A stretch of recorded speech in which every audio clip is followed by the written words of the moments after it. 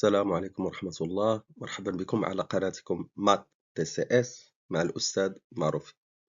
Inch'Allah, dans cette vidéo, on va essayer de présenter le concept de la continuité d'une fonction en un point. Prenons par exemple les deux courbes devant nous. Si on cherche à tracer la courbe en orange, on remarque qu'on peut la tracer d'une façon continue et sans lever la main au tableau. Par contre, il a la courbe en verte, en la traçant, en arrivant au point 2, au point d'abscisse 2, on se trouve obligé de faire un saut pour continuer le traçage de la courbe. Par définition donc, on dit que la courbe en orange, c'est une fonction, c'est la courbe d'une fonction continue. Par contre, la fonction qui a la courbe en verte, c'est une fonction 10. Prenons les trois courbes devant nous maintenant. C'est clair que les trois courbes représentent des fonctions qui sont discontinues en un point d'abscisse x0. Mais ce sont des types différents de discontinuité. يظهر جليا هناك اختلاف ديال لا ديسكونتينيتي ديال لا فونكسيون. اذا جل هاد الدوال هي دوال غير متصله لكن بشكل مختلف. Commençons par la fonction bien la courbe en haut à droite.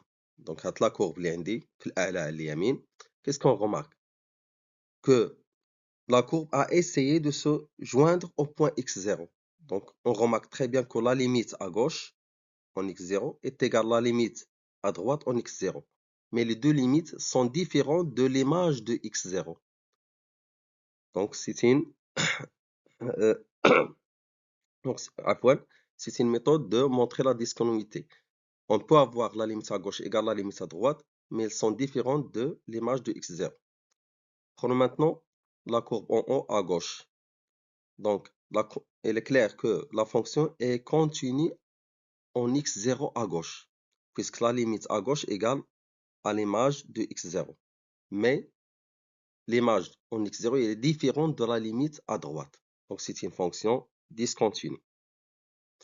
Dans le troisième cas, la limite à gauche est différente de la limite à droite et les deux sont différentes de l'image de x0. Donc, les fonctions suivantes ne sont pas continues au point x0. C'était donc une illustration graphique du concept de la continuité en un point et de la discontinuité en un point. On passe maintenant à la définition mathématique, comment on démontre ça dans les exercices. Donc, pour montrer la continuité en un point, on calcule la limite de f de x en ce point, x0, et on la compare avec l'image de ce point. Donc, si la limite de f de x est égale à f de x0, on dit que f est continue. Puisque, or, si ils sont différentes, on dit que f n'est pas continue en x0 ou f est discontinue en x0. C'est la même chose pour la continuité à droite. On calcule la limite à droite, on la compare avec l'image. Si elles sont égales, on dit que la fonction est continue à droite en x0, sinon elle n'est pas continue. C'est la même chose pour la continuité à gauche. On a ici une propriété. Pour que f soit continue en x0, il faut qu'elle soit continue à droite et à gauche en x0. C'est-à-dire, on calcule la limite à gauche, la limite à droite en x0, et les deux devraient être égales à l'image de x0. On passe maintenant à des exemples simples pour expliquer ce qu'on a dit maintenant. Prenons le premier exemple. On prend la fonction f de x qui est égale x au carré moins 4 sur x moins 2 pour tout x différent de 2. Et f de 2 est égal à 4. La question, c'est étudier la continuité de f en 2. Donc, on va déterminer si f est continue au point 2 ou non. Pour cela, d'après la définition, on va calculer la limite de f de x en 2. Et ce n'est que la limite de x carré moins 4 sur x moins 2. Si on remplace x par 2, on va trouver 0 sur 0, c'est une forme indéterminée. Pour qu'on sorte de la forme indéterminée, il faut factoriser le numérateur x carré moins 4 en appliquant l'identité remarquable a au carré moins b au carré. Donc x carré moins 4 va donner x moins 2 facteur x plus 2. Par une simple simplification, ça va être égal à la limite en 2 de x plus 2. On remplace à nouveau par 2, ce qui va donner 4. Et on sait déjà que l'image de 2 est égale à 4. Donc, comme la limite de f de x en 2 égale à f de 2, on dit que f est continu en 2.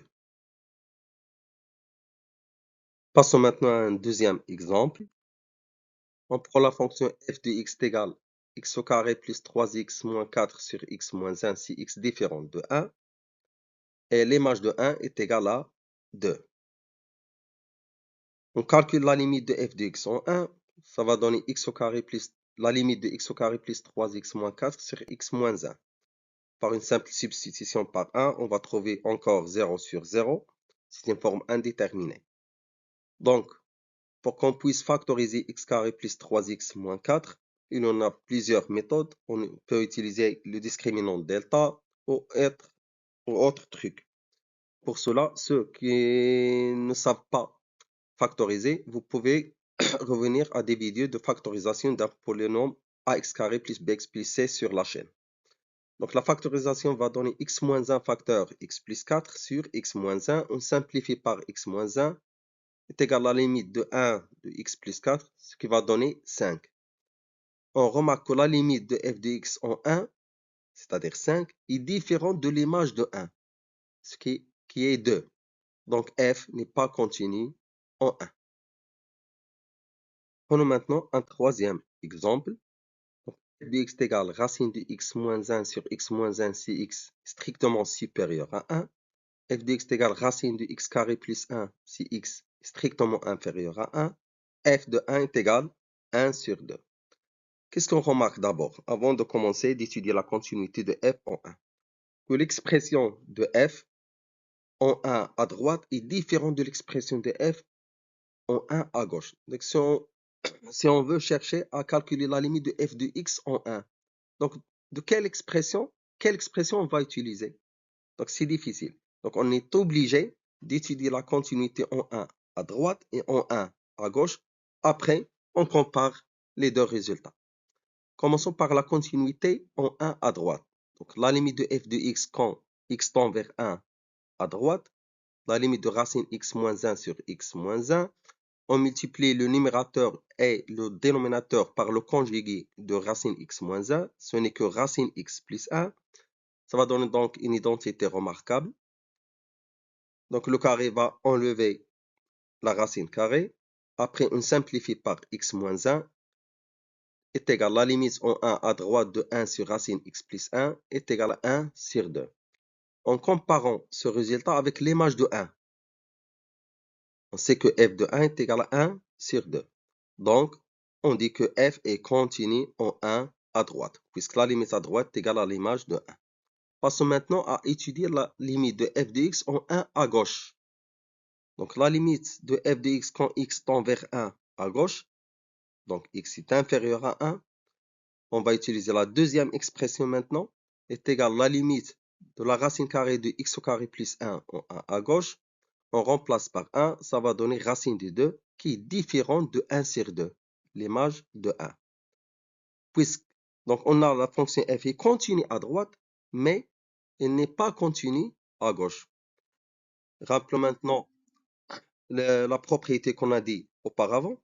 Pour que f soit continu en un point, il faudra qu'il soit continu à gauche et à droite. Donc, par conséquent, f n'est pas continu en 1, puisqu'il n'est pas continu en 1 à gauche.